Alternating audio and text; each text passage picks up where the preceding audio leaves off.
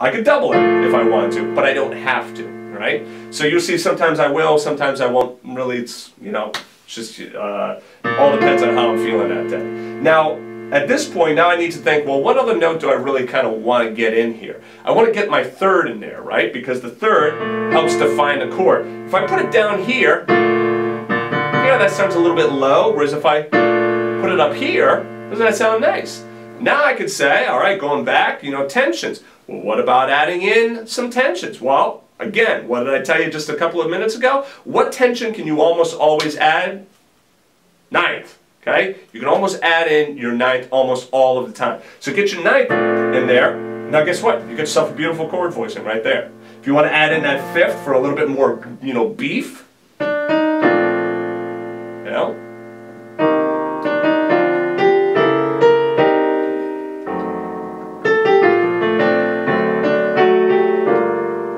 And then all of these other chords that I'm playing, it's the same concept, but I'm going one chord at a time. If I were to practice this, I would do one chord at a time. And now, don't rely on your memory. Don't think, oh yeah, I remember that, okay? This is how I think about that. I think if I played it once, it's somewhere in there. Okay, it will come out again, so I'm not going to like really get all, oh geez, you know, I wish I wrote that down, I wish I recorded it. Okay, that was a snapshot, that was a moment in time. So if I lost it, I lost it. It's somewhere in here, it will make its way out again. Okay, however, when doing this kind of work, write it down. Now, you might decide at this point, okay, this is a good example here. You might say, all right, well, if I'm going to write this out, I'm just going to say B flat, F, A, and then I can put a horizontal line, so that means left hand, and then my right hand is what I do, C, D, and F, okay? So, I could do that. Now, notice what I did. I wrote out here. Now, didn't I just say 15 minutes ago, oh, this is not how you read music, you know? Yeah, that's what I said. But in this case, you're doing this, one, for speed, you're doing this, two, for your own use. That's what's extremely important here, okay? I'm not telling you that, oh, now take this and hand it to another musician. Because guess what? You hand that to another musician, and depending on how that musician is feeling that day, you know, if they had a late night gig the next day, they might be like, oh, dude, come on. You know, come on. You know, don't hand that to me. You know, what they want to see is they want to see like a chord chart, or they want to see it even written out, you know, grand staff, right? But handing this to them, that's for your own purposes, okay? Now, if you really want to challenge yourself, this is when you do this. You know, get some staff paper. If you guys need staff paper, we have some staff paper you can download and print out free of charge. So then you can put in your B flat, your F, your A, put in your C, your D, and your F, okay? And then as far as rhythm goes, you can just put them as quarter notes or whatnot, or you could write out the rhythm exactly as is, or you could even do stuff like getting music notation programs. There's Sibelius, there's Finale, right? So you can, you know, check those out. They are kind of expensive though. They usually have student versions and you need a MIDI keyboard, but you know, you can kind of, you know, play around with that idea as well. Some of my students decide to do that. All right, so hopefully that answers that for you. Well, let's take this one here. How can I decipher jazz or blues chords like G minor 7 flat 5? I don't fully know exactly what is meant by this question, but I'm going to take a stab as to, like, you know, decipher it, meaning how do I know which notes to play, right? This is actually really important. So even if you're an advanced level player, I hope you'll take a look at this. Okay, so you have G minor 7 flat 5. There are several parts to a chord, okay, to a chord symbol, rather, right? And now this is my way of teaching this, so you may not hear other teachers teach it this way, okay? So the first thing is you have your chord root, and I'm going to use different colors here for this, all right? So hopefully you guys will be able to see this. Let's do that, root, okay? And that's that, okay? So that's your chord root. Extremely important chords like this, right? what is the chord root? Okay, actually, you know what? I'm sorry. That's not the one I want to do. I want to do this. Write that a little bit better. Okay. A lot of times, students will say that the chord is B flat 7. So they think that the chord root is B. Right? No, no, no, no, no. The chord root is actually B flat. So anytime you have a letter, or you have a letter and a sharp flat right after that letter, it is still part of that root. So if I had, you know, like, let's do it right here. C sharp minor 7, the chord root is C sharp. If I have E flat major 7, the chord root is E flat. Okay, that's the first step. So you get your chord root. The next is your chord symbol. Okay, so here's your symbol right here.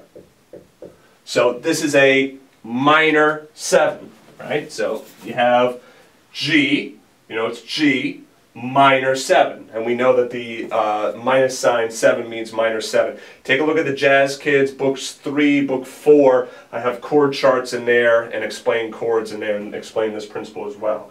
All right. Then you have what I would call the alteration.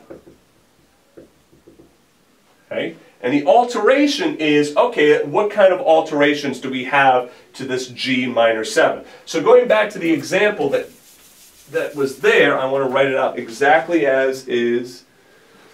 So we have, let me use black just to make sure you can see it well. G, capital M, small I, 7, flat 5. Okay? So the chord root is G. So it is a G something. Okay? So that's the first step. Okay, now here, MI 7, that's a minor 7. So now we know it is a G minor 7, and then finally that alteration is flat 5. So we have a G minor 7, flat 5. Now to play that chord, we could start with our G minor 7 chord, right? Just a basic block chord. And then we know that's our 5th, we flat that, and now we have G minor 7, flat 5. Right? All right, so one other example on that, and let me just say while I'm writing this out, I'm sorry, I know I probably won't get to everyone's question, but rather than blasting through these questions fast, I'd rather give you a complete answer, because even if you didn't ask the question, I can bet that you could probably pull something out of this to utilize. So here you have, let me write this a little bit bigger, so C7, C7 flat 9, flat 13. So it is a C7 chord, okay? Remember, if I had B flat, if I had this there, B flat 7, the root would be B flat, not B flat 7, okay? So it would be B flat 7, flat 9, flat 13, okay? A lot of times, as jazz musicians, we just say this, C7 alt. Now it would be flat 9, flat 13, sharp 9, flat 13, flat 9, well yeah, sharp 9, flat 13, okay? So it'd be one of those, all right? So here, I have C7 and I have flat 9, flat 13. Now the question is, how am I going to play that with one hand? Well, first of all, I'm going to get rid of the root. Right? If I'm playing a chord with a flat 9 and a flat 13, I'm probably not going to be playing that root in the left hand. Now, let me just make sure that I clarify that. I will play the root, but it's not like I'm going to play all of these notes of the chord and then with my right hand have like some melody note up here. No. So a chord like this, when I see that, I'm going to have to spread that chord out amongst the two hands, okay? Or if you're lucky, you're playing organ with the feet too. Okay? But we're not doing that. This unfortunately doesn't do anything besides sustain the notes. All right, so here, let's get rid of the root for a second. We start with the 3rd and the 7th because those are the important notes of our chord. We add on the flat 9. We add on the flat 13. Okay, there we go. I could do that. I could put the root down here, or I could hit the root. And then here, if I hit the root and I'm going to come up to my chord, I could do that. I could also hit the root and come up and play the root again. Notice I took the fifth out. Why did I take the fifth out? Well, listen to this. Right? And then, so here I have a tritone, right? This is the interval of a tritone, okay, which is very tense. Okay? So right there I have a tritone and I have a minor ninth. Okay? Two intervals that are not good to have in your chord, right? Whereas this sounds okay. If I wanted, I could double the third, right? There's nothing wrong with doubling chord tones. Now I got myself a nice chord voicing. Now I could also look at this and I could say, hey, that's an upper structure triad. So here I have a D flat minor 7, a D flat minor triad, or C sharp minor, however you want to think about it. Okay? Now why would I think that? Because then I could say, well, hey, oh, I can move it up like that, or I can do that kind of stuff. See how I can start to move it around? I can also start to think about this in terms of my improvisation.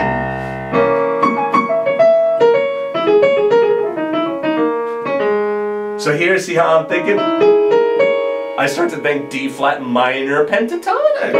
And then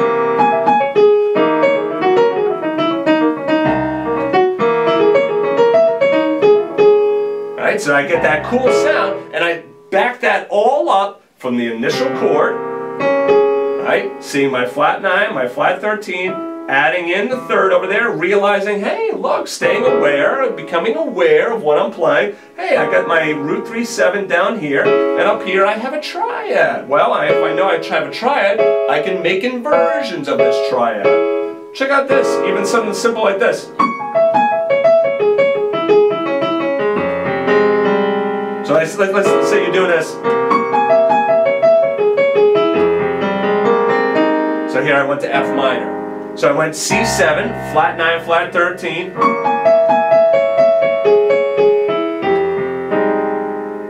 So I have a C7. I'm coming up here, I'm playing just a C sharp minor triad. And then I go to the ninth of my F minor. See how I have that little crush in the middle there? You do that. Crush the, you can put your thumb on the A flat and the B flat. So you can get some real cool sounds here. And all I did again,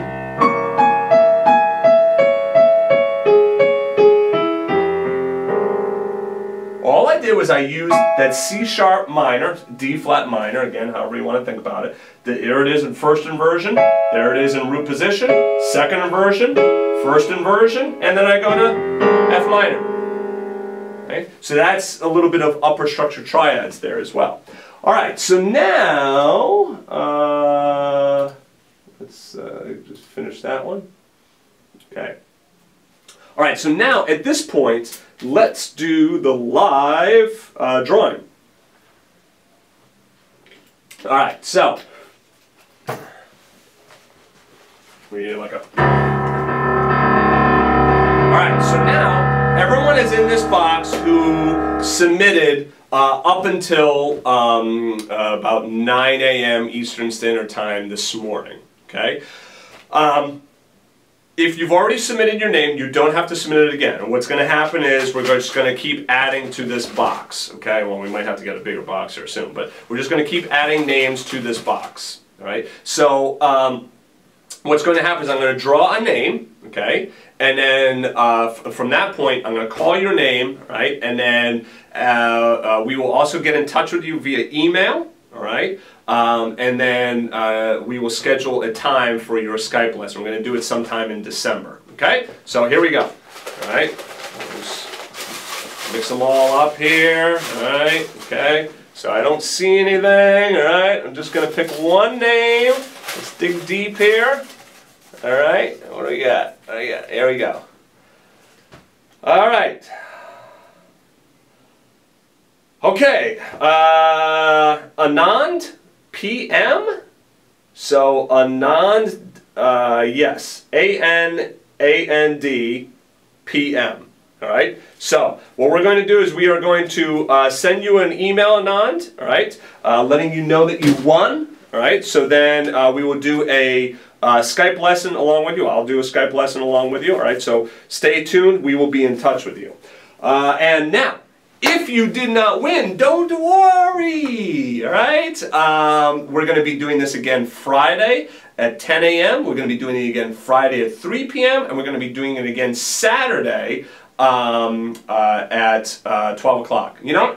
And I just said that we were actually only going to do 3 Skype lessons, okay? You know what I'm going to do? I'm going to add on a 4th. Making a decision right now. Executive decision, all right? We're going to add on a 4th Skype lesson, right? So there's going to be 4 chances to win. One of them is already accounted for. We got 3 more chances to win. So stay tuned Friday, Friday, 10 a.m. and then also again at 3 p.m. All right, so let's take some more questions.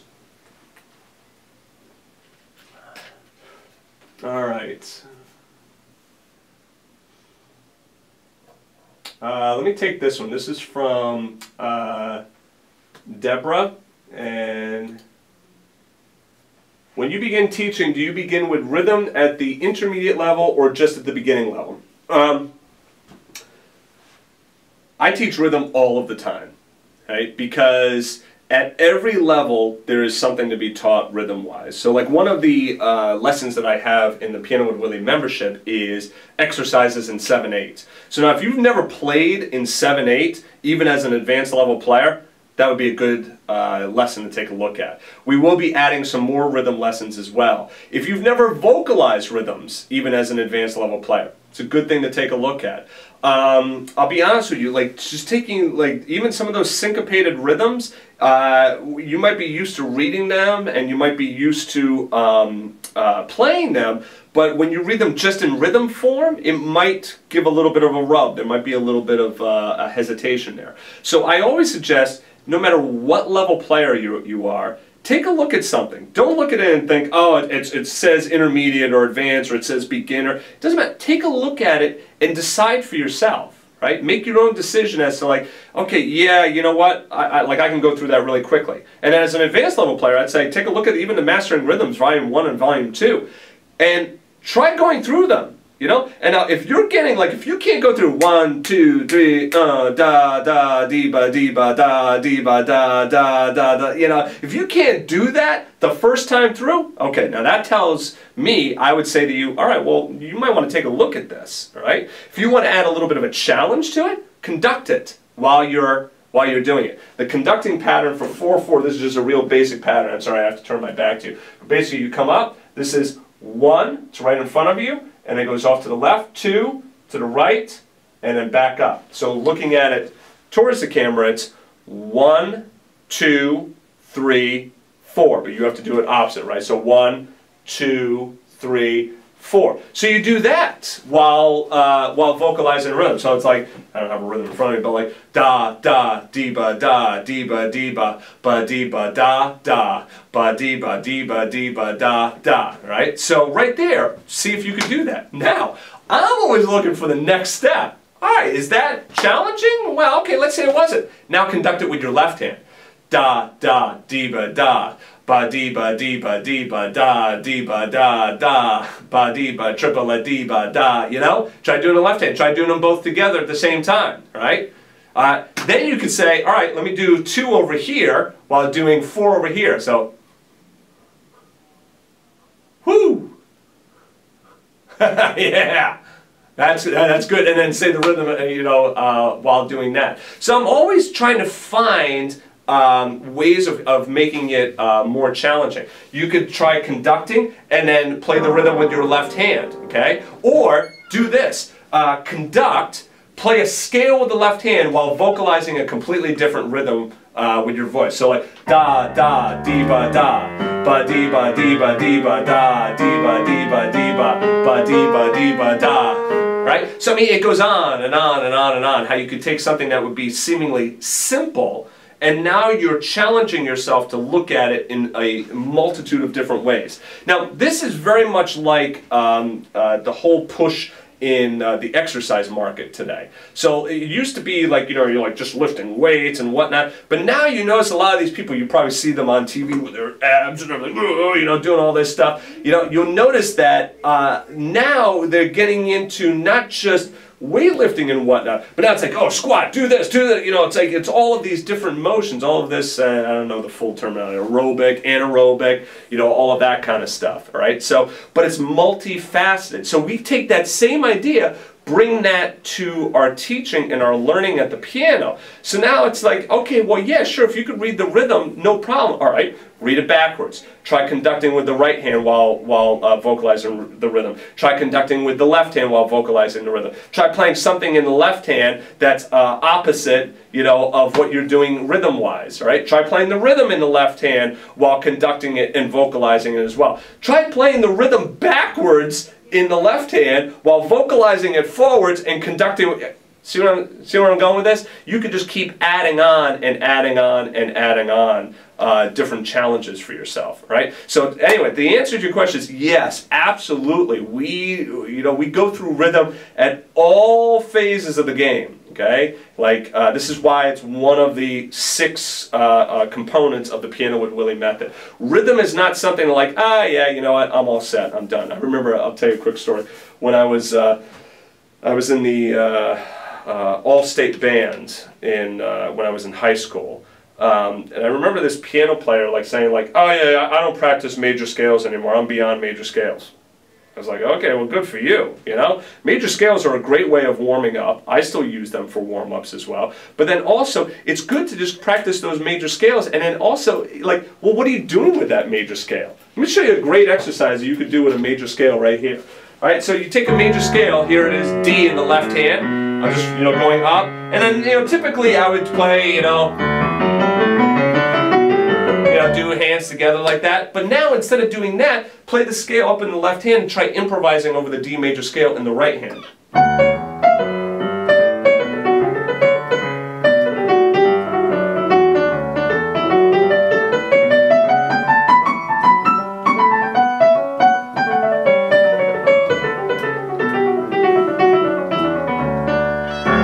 Right? That's a little bit more challenging, and you might find that when you do that, oh, I guess I don't really know my major scales as well as I do, or as well as I think I thought I did. Wow, that was hard to get that one out. But maybe I didn't know my major scales as well as I thought I knew them, right? That's a great challenge. Then try doing the...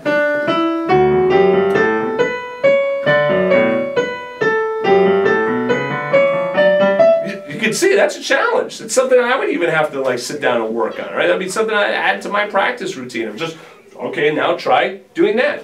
You don't have to do these things for long either, you know, just 5 minutes here, 5 minutes there. You're looking for something to sit down and practice, bam, there you go. You could sit down and do that for 5 minutes, and what are you getting? You're getting rhythm stuff, you're getting technical stuff, and you're also hitting one of the concepts, right? You're working on a concept which will be improvisation at that point. So now, you're hitting 3 steps out of 6 on the Piano with Willie method just by doing that one exercise, okay? All right, so, now, let me explain also some of the stuff that's going on here because I know a lot of students are going to have questions. You might see this Piano with Willie live up here. This is something brand new that I'm going to be doing, this live training. I love teaching students live, but obviously I can't come to Poland and Australia and California and whatnot, so it makes it very difficult. But with the internet, we're able to have, you know, hundreds of people at one time studying, asking questions and whatnot. So what I'm doing is I'm setting up this new program called Piano with Willie Live, right? And that's the domain name, pianowithwillielive.com. There's no exclamation point in the domain name, so it's just pianowithwillielive.com. You probably received an email on this. Now, this is going to be half off. If you sign up now, it's half off. So typically it's going to be $39.95 a month, all right? But if you sign up during this whole Black Friday, Thanksgiving holiday week, it's only $19.95 a month, okay? If you sign up, it locks in at that rate. The rate will not go up unless you cancel and decide to rejoin. If you're not a member of the site, that's a great option for you, because if you're not a member of Piano with Willie, you might not be a member because maybe you don't have time, maybe you didn't know what to do, maybe you were like confused, maybe the lessons were too difficult, maybe they weren't difficult enough. It goes on and on. With the Piano with Willie Live membership, you're able to come in, you're able to work with me in a situation like this. Now here, I'm not able to get through all of the questions due to time, all right? With the Piano with Willie Live, what we're going to do is we're going to start with 2 sessions a month, right? And if we find that we can't get through the questions, then I'm going to add on sessions. Because my goal is to make sure that I answer your questions.